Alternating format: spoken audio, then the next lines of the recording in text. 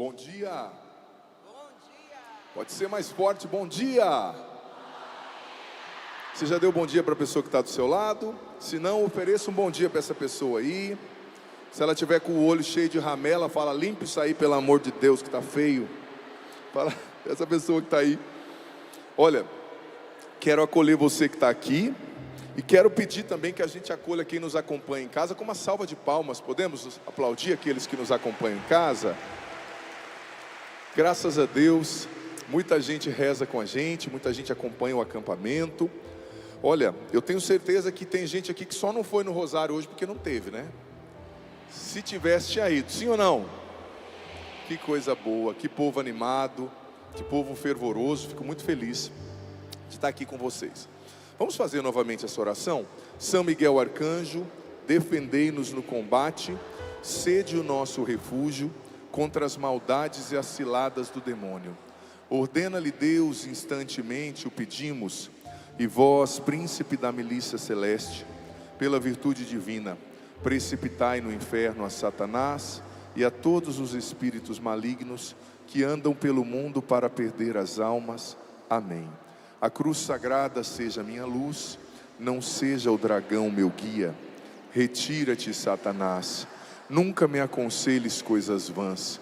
É mal que tu me ofereces, bebe tu mesmo os teus venenos. Em nome do Pai, do Filho e do Espírito Santo, nós consagramos a nossa atenção, a nossa percepção ao Espírito Santo de Deus e pedimos que Ele nos conduza nessa manhã.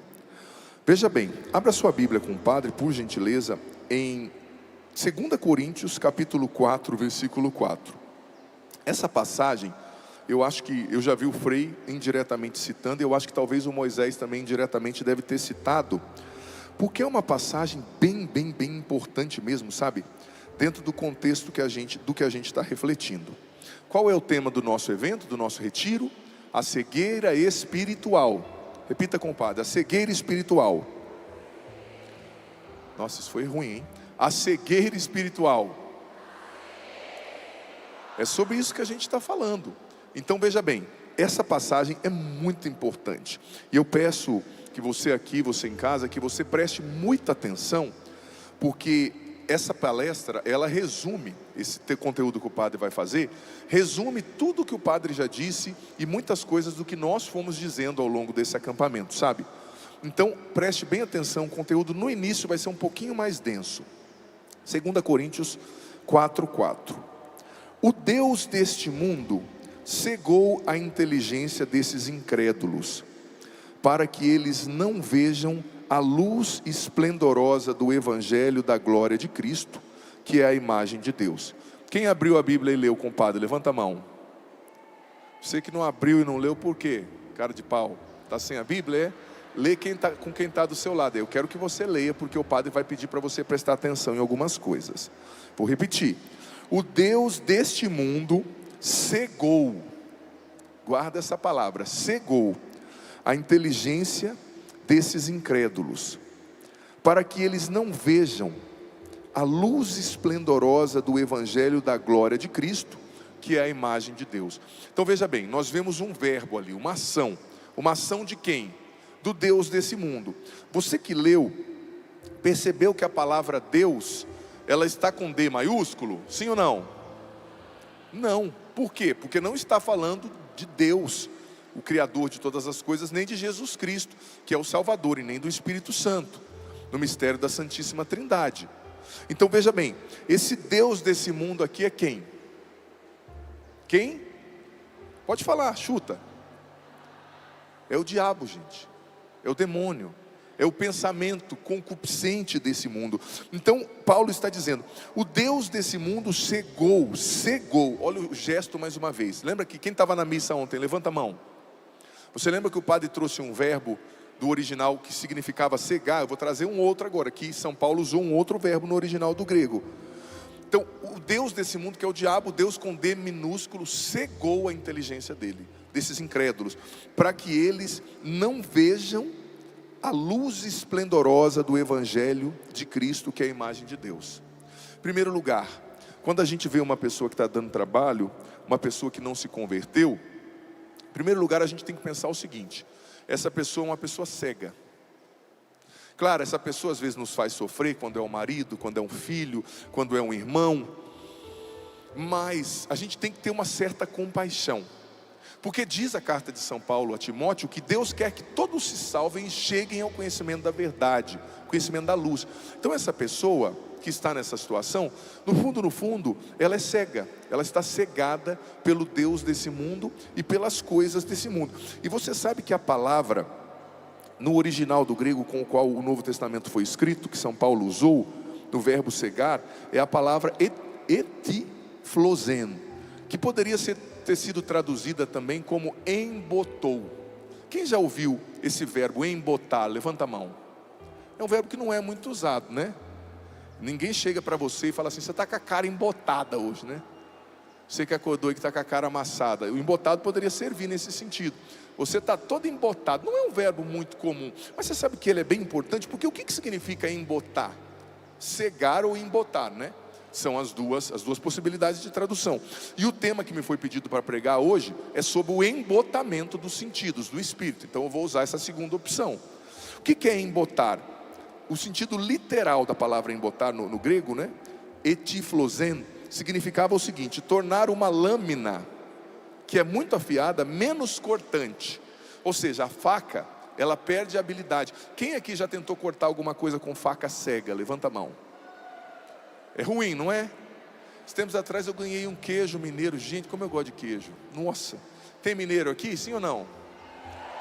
Oh, não, quase não tem, né?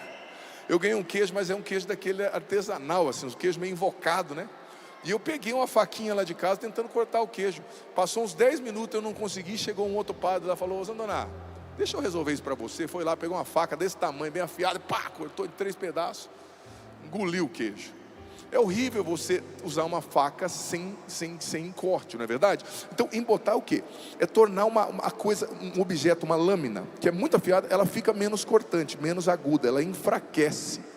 E essa palavra vem do germânico baut, né, o embotar, que significava tolo, sem função.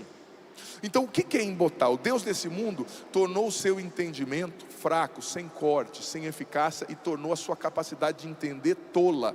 Ou seja, ele emburreceu a sua capacidade de aprender, de entender. Ele tornou menos inteligente a sua capacidade de absorver e de entender as coisas, de enxergar. Então veja bem, isso aqui é muito importante. Santo Tomás de Aquino tem uma parte da Suma Teológica, que é um livro fantástico dele, que se chama Secunda Secunde, na questão 15, o artigo de 1 a 3, Santo Tomás fala do que é o embotamento do espírito e o que é o embotamento dos sentidos. O que é o embotamento dos sentidos? Primeiro Santo Tomás fala, é uma embriaguez. O seu sentido, ele fica tão embriagado de prazer, é o que eu falava na missa. Você come demais, você usa a capacidade reprodutiva, né, sexual, fora do propósito, você assiste demais, você se embriaga de prazer, que os seus sentidos, né, não conseguem reagir, não conseguem aprender a enxergar mais nada. Esse é o embotamento do sentido que Santo Tomás fala. E ele diz que esse embotamento do sentido, no número 31, na questão 31, no número 31, desculpa, ele fala que o embotamento do sentido nasce da gula e da luxúria. É o que eu falava na missa ontem. O desequilíbrio do comer, o desequilíbrio da capacidade do exercício da capacidade reprodutiva, do sexo, do olhar, do pensamento. Isso vai embotando o seu sentido e tornando a sua compreensão incapaz de apreender, de ver a luz de Deus. E Santo Tomás vai explicando algo que agora, como eu disse, é um pouquinho denso, mas é muito importante. O que Santo Tomás de Aquino faz? Ele usa a doutrina de Aristóteles. Tanto Aristóteles quanto Platão, eles explicam duas coisas, os filósofos gregos, lá antes de Cristo, 3, 4 séculos antes de Cristo. Eles explicam duas coisas, que dentro de cada ser humano, existe duas coisas muito distintas e importantes. Uma é o apetite irracional, ou sensitivo, e a outra é o apetite racional. O que são as duas coisas? Eu vou explicar. O apetite irracional ou sensitivo, ele tem a ver com os impulsos primitivos, descontrolados, sensoriais. Por exemplo, o que é um impulso primitivo? É a sobrevivência. É aquilo que opera nos animais. O animal, ele faz tudo para ter comida. E quando a cachorrinha está no cio e o cachorro, diz, né, a ciência que emite um cheiro, né? O cachorro fica doido, que é o impulso dele, da sobrevivência, o impulso do sexo, o impulso da comida. Então o apetite sensitivo, irracional, ele tem a ver com o instinto, né? Ele tem a ver com aquela busca da gente de evitar qualquer desconforto e buscar a compensação, buscar a comida, buscar o prazer. Só que existe também, dizia Aristóteles, e Santo Tomás usou essa doutrina de Aristóteles, aquilo que é chamado de apetite racional. O que é o apetite racional? É a parte da alma, né? Dentro da alma da gente, onde está a razão. A razão que escolhe a virtude, que escolhe ser virtuosa, mesmo quando não tem uma compensação de prazer momentânea, mesmo quando não há, sabe, um conforto naquela escolha. Então são duas áreas distintas dentro da gente. Uma é a área primitiva, né? O impulso primitivo. Outra é a área da razão, a inteligência da alma, que vê a verdade e escolhe a verdade, ainda que a verdade não seja prazerosa. Então o que acontece com o embotamento do espírito, o embotamento do sentido? O que acontece quando Deus desse mundo cega a nossa inteligência? Inteligência aqui, né, do original, era a palavra nomeatá, que poderia dizer compreensão, entendimento, percepção aguçada das coisas. O que acontece? O Deus desse mundo, ele desequilibra essas duas capacidades. Ele faz com que o apetite irracional, sensitivo, esteja lá em cima, e o apetite racional, né, esteja lá embaixo. Ou seja, seres humanos que têm razão para escolher a verdade, para escolher o bom, o belo, o verdadeiro, né? Aquela tríade que Platão falava, mas que escolhem somente aquilo que foge do conforto e causa uma sensação de prazer momentânea, que vivem como animais. O ser humano que não usa a capacidade, o apetite racional, dizia Santo Tomás, ele vive como animal. Ou seja, ele só vive para comer, ir em churrasco e fazer sexo. Você conhece alguém assim? Sim ou não? Pode responder. Ou seja, ele não ativou essa área da alma dele, mais nobre, que é capaz de escolher o bem, mesmo quando o bem não causa um prazer momentâneo. Porque veja bem, a inteligência, e isso aqui, Santo Tomás associa, usando aquela parábola de Jesus que fala dos olhos, isso aqui Santo Tomás associa com o olho. Essa capacidade de enxergar, a inteligência da alma que enxerga o bem, que escolhe o bem mesmo quando não é prazeroso, é o olho da alma, né? E tem muita gente que está com o olho da alma doente, não consegue enxergar o bem, só vive buscando a compensação, o prazer momentâneo. O prazer momentâneo. Então a pessoa, ela não é capaz de escolher um bem maior. Por exemplo, ela está lá na família, tem um problema lá, a esposa está com dificuldade, ela está chata, os filhos dando trabalho, tem lá uma dívida para pagar. Então ele está sentindo a pressão em casa, aí chega lá no trabalho, tem aquela guria bonita, né? Dando aquela olhada para ele, dá aquela mexida no cabelo assim, né? Diz a mulher que quando ela quer seduzir, ela mexe o cabelo assim, pá, né? Diz as pesquisas. E o cara sentindo aquele cheiro gostoso, aquele perfume que ela comprou, falso, mas está cheirando bem, né? Comprou no Paraguai, tal. E ele vai sentindo, o corpo dele reage, né? Pô, a mulher é bonita, corpão em dia, né? E ela de casa já não está batendo aquela bola toda. Então o instinto dele pede, vai para cima, meu irmão, vai. Você vai esquecer os seus problemas, tudo, né? Vai para cima dessa mulher. Só que o que acontece? Se ele é uma pessoa espiritualmente sã, a inteligência da alma dele vai enxergar. Isso vai me dar um prazer momentâneo, mas isso vai acabar com a minha família. Isso vai acabar com o respeito que os filhos têm por mim. Isso vai acabar, como é que vai ser o meu futuro, a minha velhice? Eu ia cuidar dela, ela ia cuidar de mim. Coisas até racionais, né? Como é que vai ser o nosso futuro junto? Eu vou estragar tudo isso. Quantas vezes, tudo bem, ela não está tão linda agora, mas quantas vezes ela ficou do meu lado quando eu estava sofrendo? Quantas vezes ela cuidou do meu filho? Talvez ela está gordinha assim por ter tido 3 filhos meus, né? A inteligência da alma pensa, pondera e vê aquilo que é gostoso, né? E aquilo que não é gostoso, mas que é o melhor, e escolhe o melhor, mesmo com prejuízo para o prazer. Isso daqui é uma pessoa que enxerga a vida. Isso aqui é uma pessoa espiritualmente sã, que tem o olho da alma aberto. Você entendeu? Sim ou não? Você está entendendo até aqui? Então veja bem, o que é ter os olhos da alma abertos? O que é enxergar? É ir capaz da aparência, é ser capaz, cadê o rapaz do áudio? Depois chama ele para mim. E ser capaz de ir além da aparência, e mesmo quando a aparência é gostosa, mesmo quando o prazer vai ser a consequência, eu deixo o prazer e escolho aquilo que vai causar dor, mas por um bem maior. Porque veja bem, a metáfora dos olhos, ela é muito importante na Bíblia. Porque veja bem, como que Eva pecou, gente? Através de qual sentido Eva pecou? Qual? Qual sentido? Os olhos. Porque o que o diabo mostrou para ela? Uma maçã. Só que o diabo, ele era muito bom de convencer, né? Gente, eu tenho raiva de maçã, viu? Vou ser sincero, não vou nem comer mais maçã. Se o diabo tivesse mostrado para ela uma picanha, né? Quem é que gosta de picanha? Levanta a mão. Olha, eu sou do Paraná, lá no sul a gente gosta muito de carne, de churrasco. Acho que todo mundo gosta, né? Pô, se o diabo tivesse mostrado para ela uma costela, aquela que é feita no chão, assim, que a gente, antigamente a gente fazia isso lá na minha terra, cavava no chão, fazia aquela costela, pô, pensa bem, aquela picanha, como é que é a comida, a picanha, como é que é? Comida, alguma coisa argentina, que eu esqueci o nome lá, mas mostrou uma maçã. Você já viu uma maçã? Gente, é sem graça pra caramba uma maçã, né? Você gosta de maçã? Olha, eu gostava, mas depois de Eva eu fiquei meio com birra. Agora eu só como mamão. Mamão é uma fruta feliz, maçã não é. Maçã não tem graça nenhuma. Mas o que o diabo fez? O diabo mostrou para ela aquela maçã de uma maneira tão intensa, tão bem elaborada, que o que a Bíblia diz?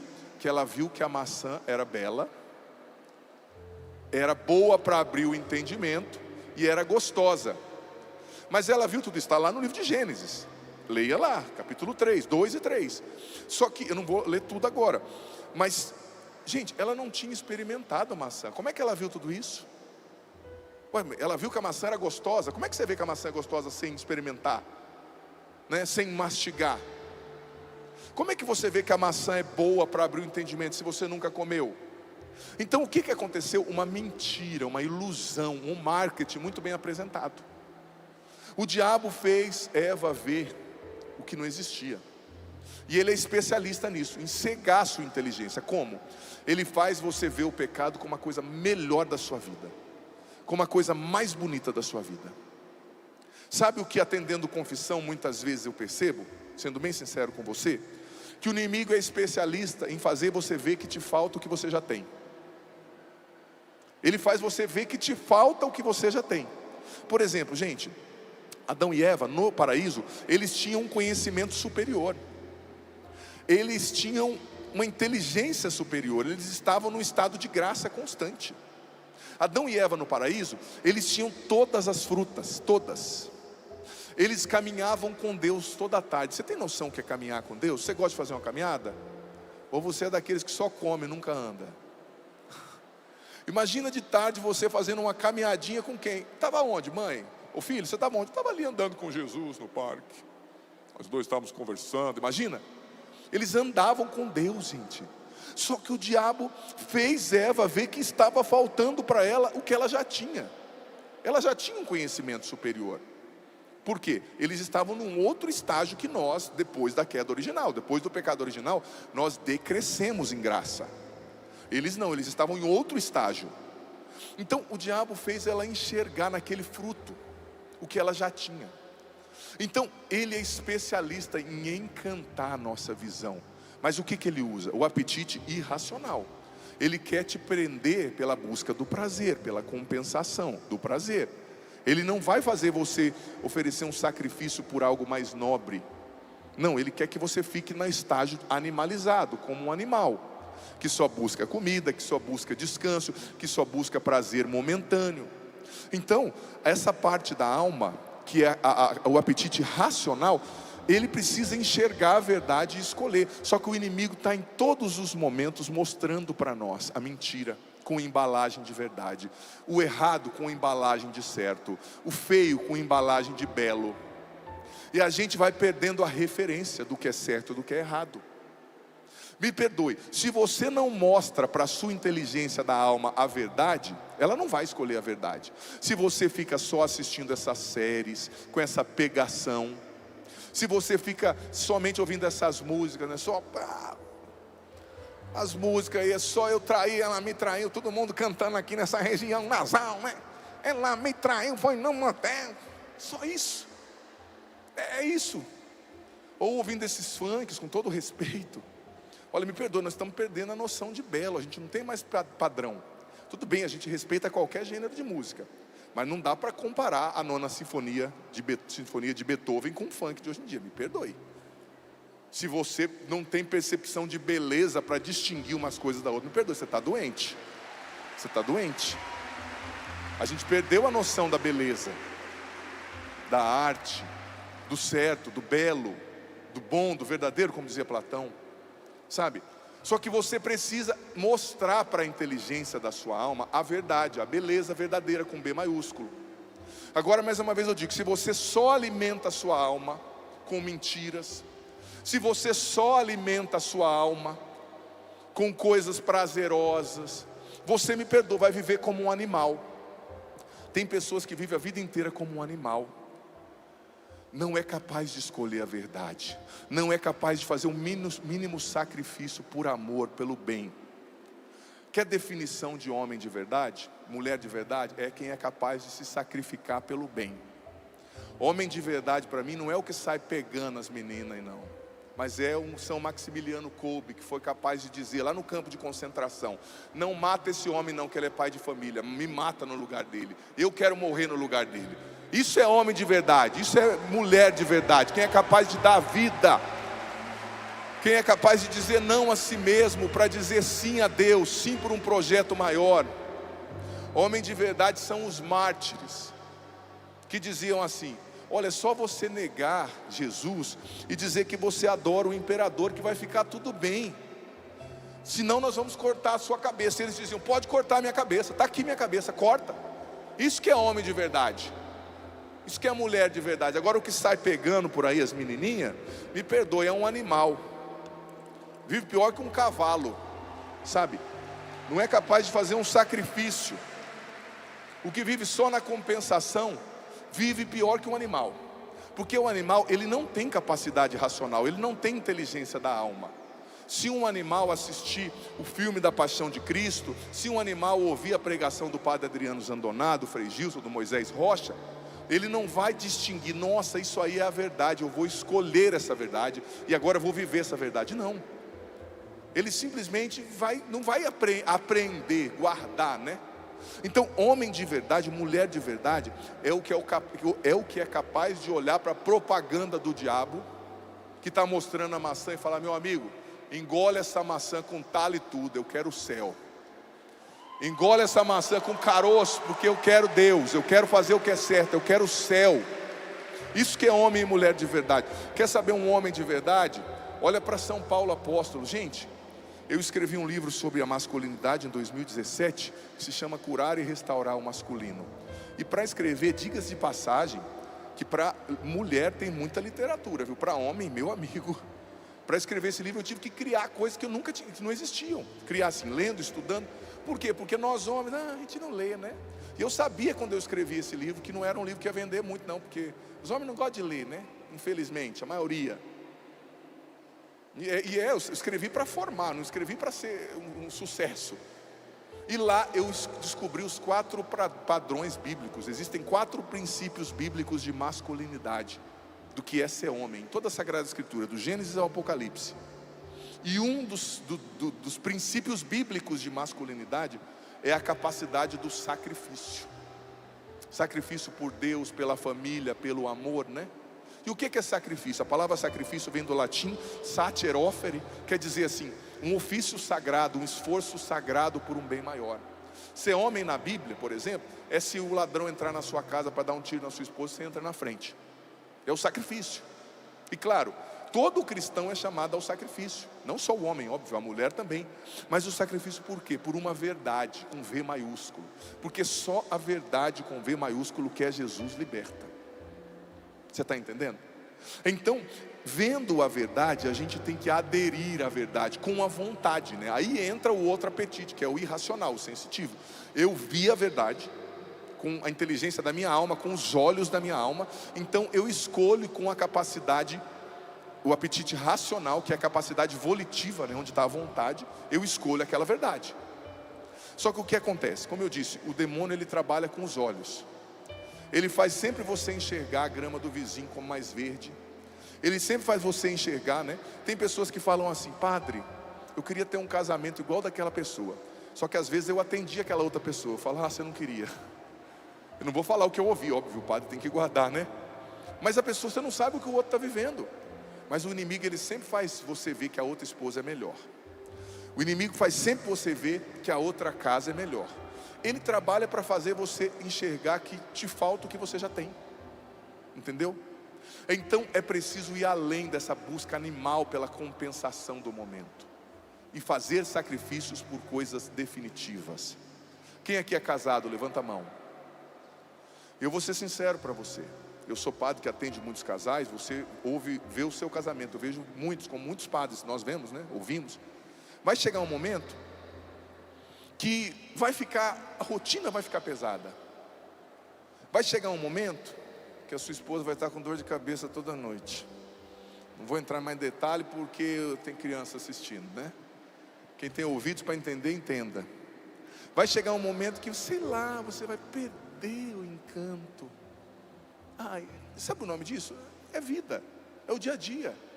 Mas eu vou ser sincero, é quando acaba o encanto, é quando acaba a vontade, é quando acaba o prazer, é aí que o amor começa, é aí que a doação começa, é aí que o sacrifício começa, é aí que o amor de verdade começa, que você prova para sua esposa que você não é um animal, que você prova para o seu esposo que você o escolheu não pelo corpinho, não pelo que ele pode te dar em troca, mas pelo que ele é, e que você fez um compromisso com ele, com Deus primeiro, e depois com ele.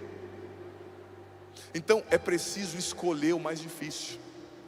Porque o mais difícil, gente, é o melhor em todos os princípios da vida. Quem é nutricionista sabe disso. O alimento mais fácil de comer, de mais rápida digestão é o quê? Carboidrato, açúcar, esses ultraprocessados. Você come rápido e dá vontade de comer mais, né? Porque o glúten, algumas substâncias ali vão viciar também o seu cérebro. Mas o que fica em ti? Não fica nada. Aliás, fica depois uma substância aqui do lado chamada tecido adiposo, popularmente conhecido como pneu. Alguns têm pneu de Fusca, outros têm pneu de trator, né? Outros de coletadeira. O que fica? Só fica a gordura.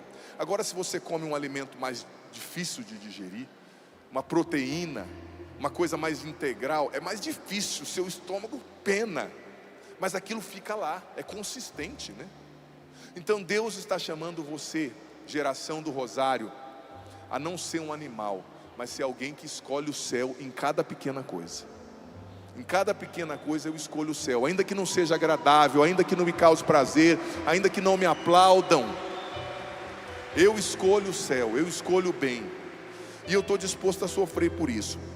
Agora veja bem, quem está espiritualmente cego não tem entendimento, não tem percepção de Deus. E é preciso ter algumas atitudes para sair dessa dimensão, dessa embriaguez do prazer. Ter algumas atitudes. Então, para fechar aqui, porque eu só tenho mais esse momento para concluir todo o conteúdo, vou tentar, né? Existem algumas atitudes que nos cegam, que a gente tem que romper para verdadeiramente enxergar com a alma. Então, fecho esse primeiro parênteses, essa primeira reflexão, e entro agora nessa segunda. Quais são as atitudes que você tem que fazer para enxergar com a alma, e quais são as realidades que obstruem a sua visão, que não deixam você ver? Em primeiro lugar, sabe uma coisa que nos cega muito? Os pecados não confessados. Repita depois do padre: os pecados não confessados. Mais forte: os pecados não confessados. O pecado que você não confessa e não confessa bem obstrui a sua visão. não te deixa enxergar. Estou entrando já em outro ponto da reflexão, você entendeu? Já estou falando de coisas que a gente tem que tirar para enxergar, estou caminhando para o fim. Você precisa, filho, filha, aprender a se confessar, e a se confessar bem. Olha, eu vou ser sincero, uma das dificuldades para nós padres atendendo confissão no Brasil, às vezes é a falta de objetividade. Você na confissão precisa simplesmente dizer o seu pecado. Esses dias eu estava em um outro país, no qual o pessoal fala outra língua, e eu fui atender a confissão lá. A pessoa chegou assim, acho que deu 37 segundos a confissão. Padre, eu fiz isso, isso, isso. Eu falei, amém, eu te absolvo. Vocês estão ouvindo, gente? Bem? Estão ouvindo? O PA está baixo? Parece que estão fazendo sinal que o PA está baixo. Pode aumentar um pouco, por gentileza, quem está operando o PA? Isso. Você tem que, aquele rapaz lá, briga com ele, aquele lá, fala assim, levanta, aumenta isso aí, que o padre está pregando agora, tá? Eu não vou ficar olhando para isso. Eu demorei 37 segundos na confissão, porque a pessoa falou assim, padre, isso, isso, isso. Eu falei, eu te absolvo. Acabou. Aí chega no Brasil, né, a pessoa, então padre, quando eu tinha 5 anos, né, eu andei de bicicleta. Aí então, eu chupei uma manga. Aí eu tomei um café. Qual que é seu pecado, criatura? Fala. Fazer boas confissões, o pecado não confessado nos cega. E aqui a gente precisa entender que esquecer o passado não é ser perdoado, é preciso confessar os pecados do passado. Quem aqui já fez uma confissão geral? Levanta a mão. Nossa, pouca gente, pouquíssima gente. Vou falar para o Frei Gilson também isso, tá? Vou ligar para ele. Vou falar. O que é uma confissão geral? Quem aqui sabe o que é uma confissão geral? Levanta a mão. Não, piorou. Não tem problema, eu estou aqui para isso, para como padre explicar para ti. Eu fiz confissão geral antes da minha ordenação e fiz vários momentos. O que é uma confissão geral? É você pegar um bom exame de consciência. No canal da Canção Nova no YouTube tem exames de consciência para confissão. Eu tenho, o Frei tem, outros padres têm. Você vai pegar um bom exame de consciência que geralmente é pautado nos 10 mandamentos. Você vai ouvir ou ler as realidades que são pecado contra cada um dos mandamentos. E aí você vai escrever num papel todos os pecados da sua história. Por isso que é confissão geral. Desde quando você tinha o uso da razão, ali a partir dos 7 anos, diz o Código de Direito Canônico. Você vai escrever todos esses pecados da confissão geral, e você vai chegar diante do sacerdote e simplesmente ler e dizer os pecados. Não é para contar história, não é para você dizer, então padre, aquele dia estava chovendo, e então eu comi um bolinho de chuva, e então tinha um chá ali de camomila. Não, minha filha, o que você fez? Pronto. Porque, gente, direção espiritual, partilha é uma coisa, confissão é outra coisa. Ah, eu fui lá, o padre não me falou nada, ele só me deu absolvição. Mas o que você esperava de uma confissão? Não é terapia, confissão não é terapia, meu amigo. Confissão é você chegar diante do tribunal, dizer eu sou culpado e sair absolvido, ponto. Pode aplaudir. É o único tribunal da terra no qual o réu se declara culpado e sai sempre absolvido. Você chega lá e fala, eu estou culpado, e o juiz, que é o padre representando o Cristo ali, diz, eu te absolvo, acabou. Boas confissões. Se você tem alguma coisa que te impede de confessar, tenta resolver isso quanto antes. Se você mora junto e não é casado, case, filho, filha, por que não? Agrade a Deus. Então, confissão geral. A falta de uma confissão geral nos cega. E confissão geral não precisa demorar 3 horas, é você anotar. Eu particularmente gosto de anotar. Eu faço confissões, claro, o padre também confessa. De vez em quando o pessoal me encontra ali em Aparecida, na fila da confissão, e fala assim, você aqui, padre? Eu falo assim, mas padre não precisa de confissão? Eu sou o primeiro a ter que confessar. São João Paulo II confessava toda semana, gente. Um santo. Por quê? Porque a confissão não é para santos que estão canonizados, é para nós pecadores que queremos ser santos. Então, fazer boas confissões. Nós na Canção Nova confessamos mensalmente. Às vezes eu confesso menos que mensalmente. Quem aqui toma banho todo dia? Sei. Se você não toma, nem levanta esse braço não, pelo amor de Deus. Quem está do seu lado vai repousar, mas não é no espírito não, é o cheiro medonho, né? Assim como o seu corpo se lava, nós estamos no Brasil, num país tropical, sim ou não? Aqui a gente sua, né? Hoje está um pouquinho mais frio, mas vai esquentar mais tarde.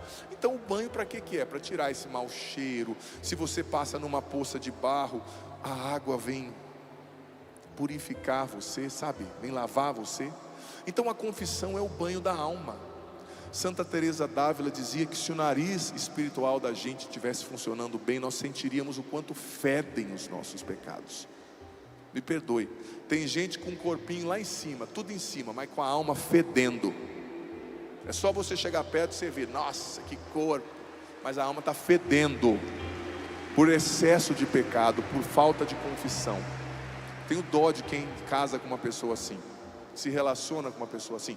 Então a falta de confissão nos cega, e a confissão é o que nos liberta. Você precisa buscar a confissão. E tem gente que diz assim, eu só confesso se for com um tal padre. Gente, isso é uma tentação do demônio. Qualquer padre é Cristo para você na confissão. Quando um padre levanta a mão e diz, eu te absolvo dos teus pecados, é Cristo te perdoando, independente do padre, se ele seja legal, se ele seja chato, se ele seja bonito, se ele seja feio, se ele seja gordo, se ele seja magro. Busque a confissão.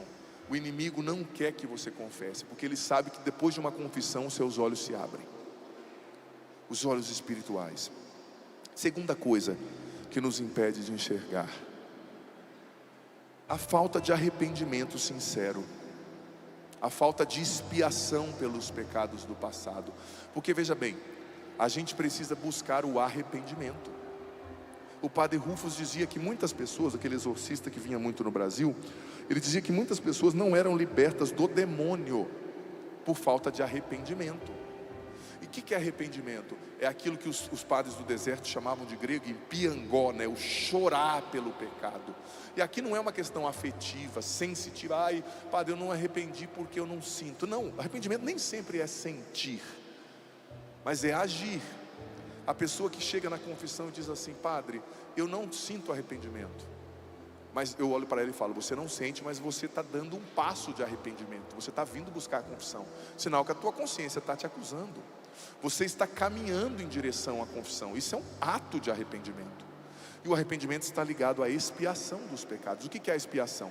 Você cometeu um pecado grave, dizia Santo Afonso, você tem que fazer uma penitência para reparar aquele pecado. Faz um jejum, Senhor, eu oferto esse jejum em reparação por aquele pecado que eu fiz. Você pegou dinheiro da empresa, devolve, ou se não puder devolver, pega aquela mesma quantia e dá para os pobres. Expiar o pecado é um dever de justiça. Aí também entra a doutrina das indulgências, que eu não vou falar agora porque não dá tempo, né? Mas também a indulgência anula, ela perdoa a pena temporal do seu pecado. Por quê, gente? A gente tem que aprender que tudo tem consequência. Vamos supor que você me encontra aí embaixo. Você não gostou de algo que o padre falou. Você me dá um murro no olho, bastante assim, arrebenta o meu olho esquerdo. Aí depois você fala, ai padre, perdão, eu não devia ter feito isso, padre. Nossa, eu fiquei meio fora de mim. Na verdade o problema nem era o senhor, é que eu estou com um problema em casa, eu estou devendo, eu fiquei nervoso. E eu falo para você, tudo bem, eu te perdoo, mas agora você precisa pagar o oftalmo lá para mim, porque eu vou precisar fazer uma cirurgia. Você precisa pagar o colírio que eu vou ter que usar. Por quê? Porque o ato eu perdoo, mas tem uma consequência temporal. Então a gente tem que fazer a expiação pelo pecado, o jejum, a penitência. Santo Inácio de Loyola, que pecou muito, ele vivia muito em prostíbulos, né? Ele era um soldado. Quando ele começou o ministério dele, a primeira coisa que ele fez foi ficar numa caverna por um tempo. Não estou dizendo para ninguém fazer isso, tá? Mas ele ficou em jejum e oração por dias, para expiar os pecados da história dele. Expiação pelos pecados, fazer jejum, fazer penitência. Só que o apetite irracional, o impulso instintivo, não quer que você faça jejum, quer que você faça o regime da lua, né? Fora a lua você come o resto, né? O apetite irracional, ele quer que você só vive descansando, não busque a mortificação. E aqui é importante a mortificação dos sentidos internos, externos, né? Sentidos interiores como a imaginação, a inteligência, o pensamento, a criatividade. Mortificação externa dos sentidos exteriores, os olhos, a visão, né, sobretudo. Não é tudo que você tem que olhar. Mortificar os olhos, não é? Eu sei que é difícil, mas a beleza nos atrai, né? Você sabe que eu costumo brincar que quando eu vou para a praia, raramente eu vou, mas às vezes eu vou com a família, tal, nas férias, e quando eu estou na praia eu peço a Deus o dom da miopia momentânea, para eu não enxergar certas coisas. Senhor, me dá a graça da miopia por 2 horas, né? Porque você tem que mortificar os seus olhos. Claro, estou brincando, mas daí olha para baixo, olha para outras coisas. Mortifica os seus olhos, os seus sentidos exteriores. Então, a falta de arrependimento e de expiação é um impeditivo para a gente enxergar. Depois, outro impeditivo para você enxergar. Aqui eu estou usando o compêndio de teologia cética e mística que está me guiando nas minhas pregações nesses dias, que diz que é o excesso de consentimento ao mal. Porque veja bem, o que é o pecado, gente? O pecado é um ato deliberado da vontade. Por exemplo, eu senti vontade de matar, mas não matei. Não consenti com o pecado, com a vontade. Isso é pecado? Sim ou não? Pode falar, gurizada. Não é. Eu não consenti com o pecado. Padre, se soubesse que eu tive vontade de fazer a hora que eu vi aquela vizinha de biquíni, você ficou pensando naquilo, você deu asas à criatividade, você foi para cima dela? Não, padre, eu cortei na hora. Nem pecado é. Para uma coisa ser pecado, tem que ter consentimento. Eu senti e eu consenti, eu assumi, eu deixei aquele pensamento, aquela criatividade para o mal acontecer dentro de mim. Então veja bem, você olhar para uma pessoa, olhar para um rapaz saradão, igual esses homens que estão aqui, olha só sarado, e achar ele bonito e falar assim: Senhor, como são belas as suas criaturas, não é pecado. Agora você olhar, desejar, pensar coisas ruins, dar vazão ao seu pensamento, aí é pecado. Então dizia aqui a cética e a mística católica que o excesso de consentimento faz com que a gente fique cego. Então, dizia São João Clímaco, que mesmo quando a vontade consentiu 1 centímetro, por exemplo, eu tive inveja e comecei a desejar um mal ao outro, eu já pequei, eu consenti, mas naquele momento, mesmo que tenha tido 30% de consentimento, eu tenho que recuar. Não, eu não aceito. Depois eu confesso o que eu consenti, mas eu não posso deixar o excesso de consentimento acontecer, porque isso me cega, filha. Não, isso embota a nossa inteligência da alma, os olhos da alma. Então, excesso de consentimento ao mal, ausência do desejo sincero de conversão, isso é uma causa de cegueira. Depois a quarta causa, a rebelião, a desobediência, a falta de humildade, de acolher os mandamentos de Deus. Tem gente que diz assim: padre, eu só concordo com tal coisa da Bíblia, com outra coisa eu não concordo. Sabe o que o Santo Agostinho dizia? Quem da Bíblia escolhe para acreditar o que gosta e despreza o que não gosta, não acredita em Deus, mas acredita em si mesmo. Porque Ele é o juiz do que está certo, do que está errado. Ele que diz, isso é bom, isso não é. Olha, eu digo para você, como disseram para Napoleão Bonaparte certa vez, né? Napoleão, você já é a cabeça do Estado, você fez uma revolução, só falta você criar uma religião. E Napoleão disse: olha, para criar uma religião eu preciso de 2 coisas. A primeira é morrer numa cruz, eu não quero. A segunda é ressuscitar, eu não posso. Então, se você diz que está errado, você tem que morrer numa cruz e ressuscitar. Você tem que fazer o que Deus faz, para dizer para Ele. Só pode corrigir alguém quem é melhor, quem vê de uma maneira diferente, quem está acima. Agora, quem sou eu e você para dizer que Deus está errado, que os mandamentos não prestam, que tudo aquilo que a Bíblia diz está errado? Meu irmão, isso é insanidade. Então, essa rebelião, essa falta de humildade, de acolher a revelação. Veja bem, a fé cristã, ela não é só racional no sentido eu entendo e creio, adiro com a inteligência. Ela é também uma fé que crê naquilo que Deus revelou. Se eu não entendo, mas o céu revelou, eu creio, ponto. Eu tenho que ter essa humildade, porque como dizia C.S. Lewis, o grande escritor inglês, ele dizia o seguinte, cristão do século passado, que se você entende que Jesus não é Deus, você tem que provar. E se você entende que Ele é Deus e não obedece, você é louco, você é maluco, você é doido. Se Jesus não é Deus, então prova. É muito mais difícil provar que Deus não existe do que provar que Deus existe. A causalidade das coisas, de onde vem o motor primeiro, que dizia Aristóteles, que move tudo na existência. Tudo bem, padre, tudo começou com o Big Bang. Mas quem que fez as partículas que geraram o Big Bang estarem lá? para o Big Bang acontecer. Não adianta. Quem que criou? Sabe? Então, essa desobediência, essa rebelião faz com que a gente fique cego. Outra realidade, quinta agora, que causa cegueira espiritual na gente, a tibieza. Quem aqui sabe o que é tibieza? Levanta a mão. Gente, eu vou contar tudo isso para o Frei Gilson, hein? Não deu nem 3% do povo que está aqui que sabe o que é tibieza. Tibieza, gente, a palavra tibieza vem do latim tepidum, que quer dizer morno. O que é a tibieza? É a mornidão na fé. Eu vou ler aqui do compêndio de ascética e mística para você ouvir. A tibieza é uma número 1270.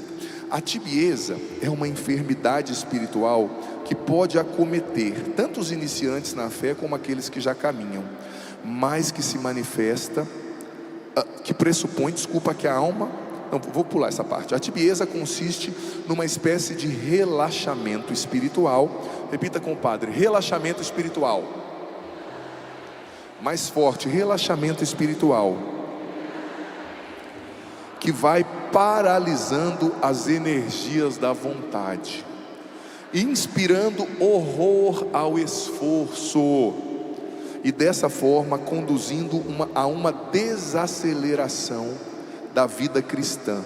É um torpor que conduz, sem que a alma perceba, que enfraquece pouco a pouco as forças morais. Pode-se compará-la com as doenças debilitantes, como a tuberculose pulmonar, que pouco a pouco consomem os órgãos vitais. O que é a tibieza? É um relaxamento, é a preguiça, é a mornidão. A pessoa começou a quaresma rezando o rosário, a pessoa começou lutando contra o pecado, só que depois a pessoa vai: não precisa ser tão radical, né? Não precisa acordar para rezar. Não precisa dizer não ao pecado. O que tem dar uma olhada para aquele corpo bonito? O que tem assistir aquela bobeira? A pessoa vai, sabe, ela vai fazendo o voo da galinha. Você já viu o voo da galinha? Como que é o voo da galinha? Para baixo. Mas você é chamado a fazer o voo da águia, de baixo para cima, não de cima para baixo. A galinha no puleiro, ela pula para baixo.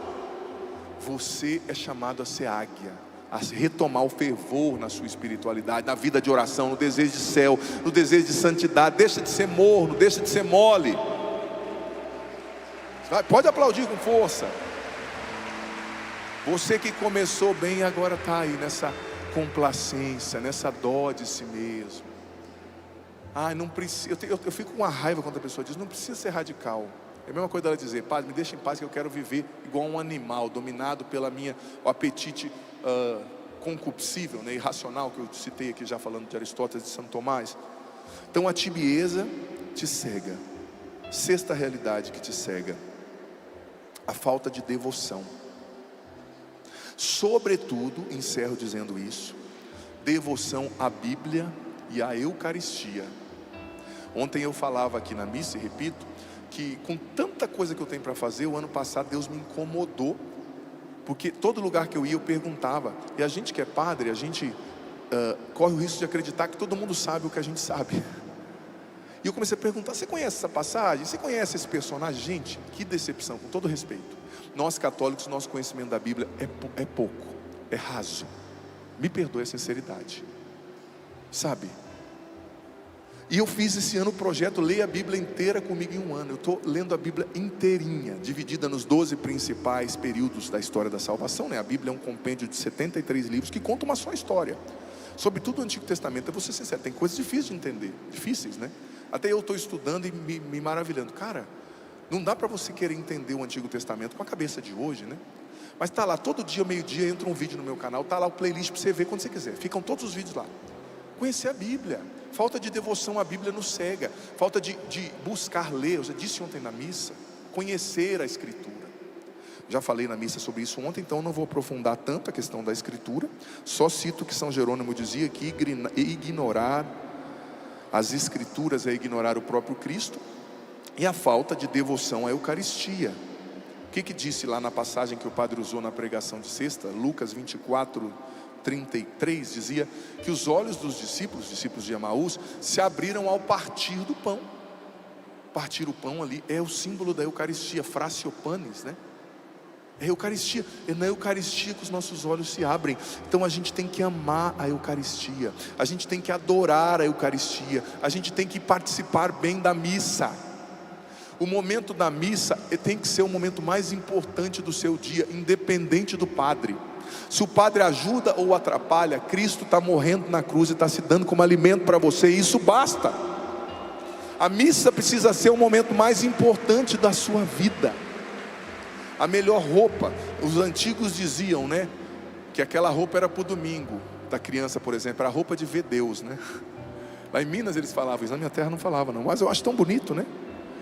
E olha só, por que a gente tem que ter devoção à Eucaristia? Encerro dizendo, número 1391 ao 1401 do Catecismo, diz que a Eucaristia aumenta a nossa união com Cristo, nos fortalece contra os pecados, nos une no amor e nos faz participar da vida de Deus.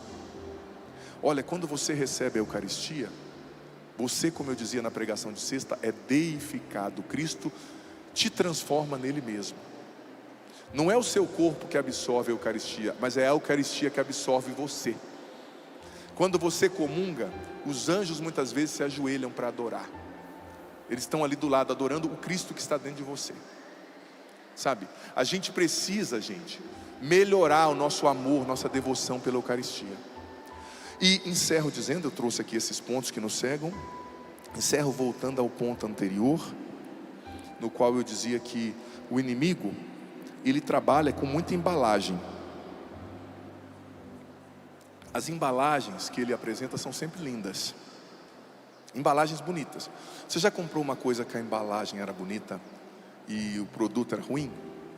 Se eu estava vendo na internet que a mulher comprou um tapete persa, não vou dizer o nome do aplicativo, não é só amarelo, né, e termina com livre. Comprou o tapete persa, coisa mais linda. Aí veio, gente, na casa dela, ela fez um vídeo, o tapete era desse tamanho. Já aconteceu contigo? Uma vez eu comprei um abajur também, que eu ia dar de presente para minha irmã. Nosso abajur era miniatura, mas veio o tapete persa dela com uma embalagem linda. A hora que ela abriu, ela falou: abafei, né? Lacrei. Chegou lá, era um tapetinho assim, como o diabo fez com Eva na tentação original, né? Ele mostrou: olha essa maçã. Eva não tinha experimentado, volto àquela reflexão, ela não tinha colocado na boca. Como é que ela viu que era bonita, que era bom para abrir o entendimento, que era agradável aos olhos? O diabo, ele é um ótimo marqueteiro, ele vai te convencendo. Só que o que Deus tem para você, meu irmão, nada pode se comparar ao que Deus tem para você. Nada vai te fazer tão feliz quanto a vontade de Deus, porque Ele te ama e Ele tem um projeto lindo para a sua vida. Esse projeto começa hoje. A partir do momento que você decide a não viver como um animal, mas a escolher o bem, mesmo que isso custe. Quando você decide a escolher o bem, escolher a virtude, mesmo quando isso sangre. Quando você escolhe a fazer a vontade de Deus, mesmo quando isso dói, é aí que você cresce. Agora encerro, vai ficando em pé, dizendo o que dizia Santo Agostinho, que por trás de todo pecado existe uma promessa ilusória de felicidade. É uma mentira, é uma embalagem. Coloca a mão no teu coração, filho ou filha. Você aqui, você em casa. Respira fundo agora. Eu convido você a repetir com o Padre: vem abrir os meus olhos, Espírito Santo. Mais forte: vem abrir os meus olhos, Espírito Santo. Espírito Santo, eu quero enxergar. eu quero enxergar. Eu quero enxergar o banquete que Deus preparou para mim. Eu quero enxergar o banquete que Deus O que Ele tem para mim é maior, é melhor do que aquilo que eu posso pedir ou pensar. do que aquilo que eu posso Mais pedir, forte: pensar. eu me decido pelo céu. Eu me decido por aquilo que Deus tem para mim. Eu me decido por aquilo que Deus tem para mim. Eu não vou comprar a embalagem do pecado.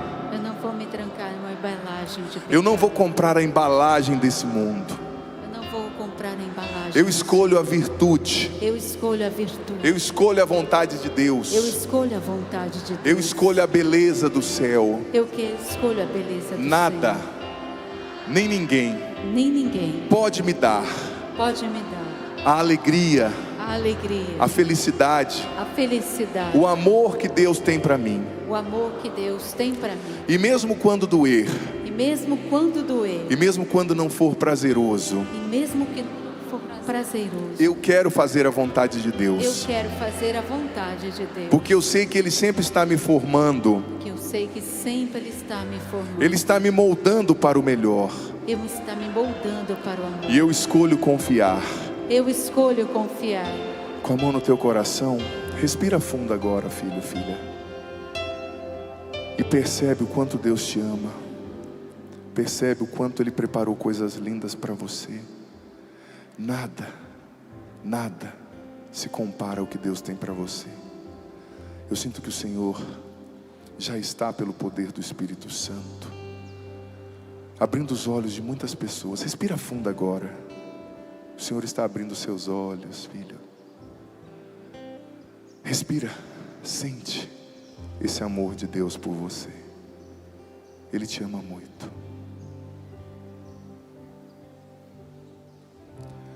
Teus olhos ainda não viram, teus ouvidos não ouviram, nem o teu coração imaginou tudo o que eu preparei para ti.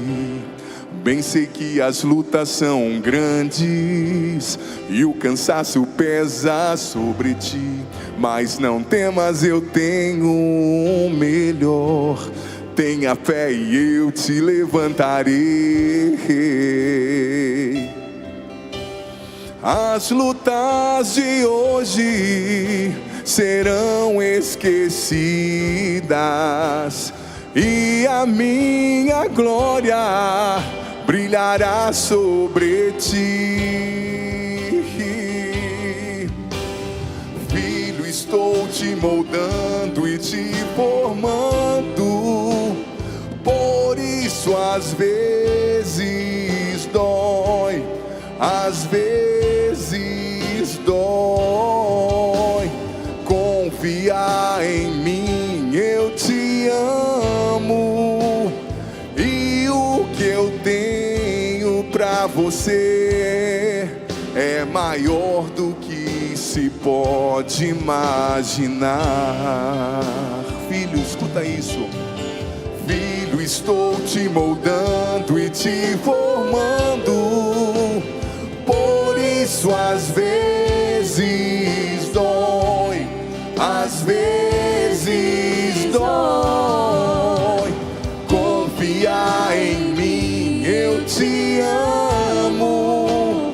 E o que eu tenho pra você é maior do que se pode imaginar. Levanta os seus braços. Essa mensagem que Deus tem para ti nessa manhã, seus olhos não viram, tá? Seus ouvidos não ouviram tudo que Deus preparou para você. Recebe isso, recebe. Teus olhos ainda não viram, teus ouvidos não ouviram, nem o teu coração imaginou tudo o que eu preparei para ti. Bem sei que as lutas são grandes e o cansaço pesa sobre ti, mas não temas, eu tenho um melhor. Tenha fé e eu te levantarei. As lutas de hoje, as lutas de hoje serão esquecidas e a minha glória brilhará sobre ti. Escuta, filho, estou te moldando e te formando. Por isso às vezes dói, às vezes dói. Confia em mim, eu te amo. E o que eu tenho você é maior do que se pode imaginar. Filho, estou te moldando e te formando. Por isso às vezes dói, às vezes dói. Confiar em mim, eu te amo. E o que eu tenho pra você é maior do que se pode imaginar. Levanta os seus braços agora, mais alto que você puder. E solta a sua voz em línguas junto com as meninas. Solta a sua voz. Deixa o Espírito Santo rezar em você, amado, amada. Se você nunca rezou assim, deixa o Espírito Santo rezar em ti. Solta a sua voz, não tenha medo. Não tenha medo de deixar Deus ser Deus na sua vida. Essa é a oração da humildade, tá? Você simplesmente se submete, você não está ouvindo, você não está entendendo, mas você está deixando Deus rezar em você. Você está deixando Deus ser Deus na sua vida. Solta a sua voz, reza no Espírito, reza. Vai soltando a sua voz, vai colocando mais potência na sua voz. Vai rezando, vai rezando.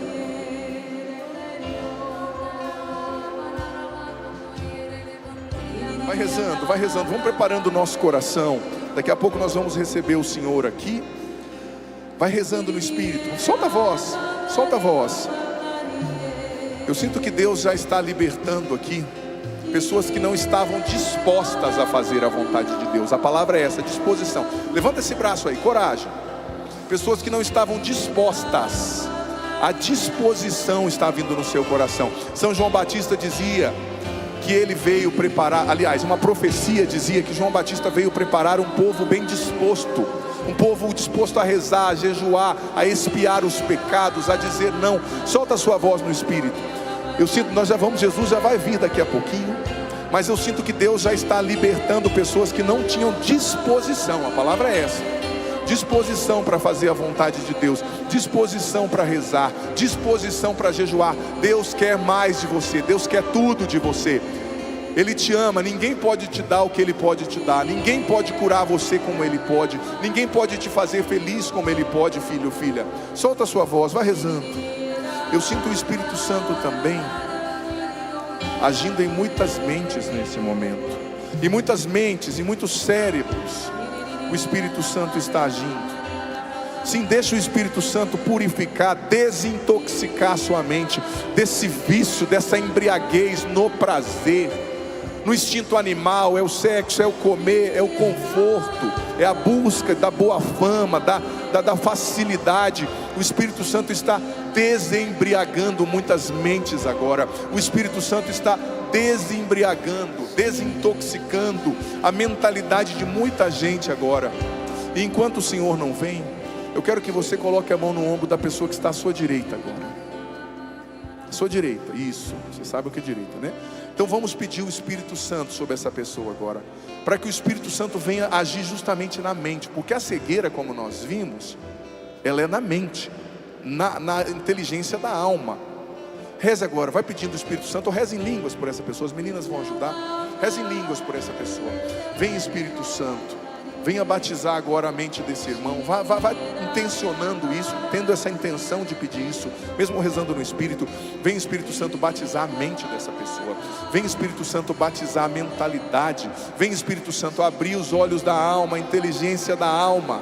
Vem, Espírito Santo, abrir a inteligência dessa pessoa, que ela não seja dominada pela vontade, pelo apetite sensitivo e irracional, mas que ela se abra à contemplação da verdade, e contemplando, entendendo a verdade, que ela adira, que ela escolha a verdade que liberta, com V maiúsculo. Sim, Espírito Santo, nos tira da periferia, nos leva para a profundidade. Desperta esses filhos e filhas para eles fazerem a confissão geral.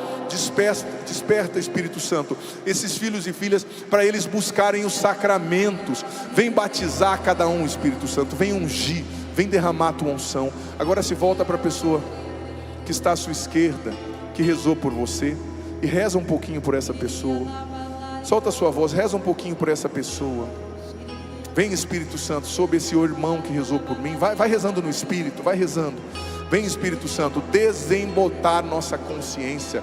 Vem desembotar os olhos da nossa alma, Espírito Santo. Vem desintoxicar da embriaguez do prazer, da busca animal pela compensação, da fuga de qualquer desconforto. Vem Espírito, vem nos batizar, vem nos encher, vem nos libertar nessa manhã. Peça, tenha a intenção de ser canal de Deus para essa pessoa, tenha a intenção de deixar Deus usar de você para curar essa pessoa, para libertar essa pessoa. Vem Espírito Santo, batiza. Vem Espírito Santo, muda a mentalidade, muda os conceitos, muda os valores, muda os princípios, Espírito de Deus. Vem derramar, vem libertar da sedução do pecado, Espírito Santo, da embalagem que essa pessoa comprou, de errado como certo, de feio como belo, de mentira como verdade. Vem Espírito Santo libertar, batizar e curar essa pessoa.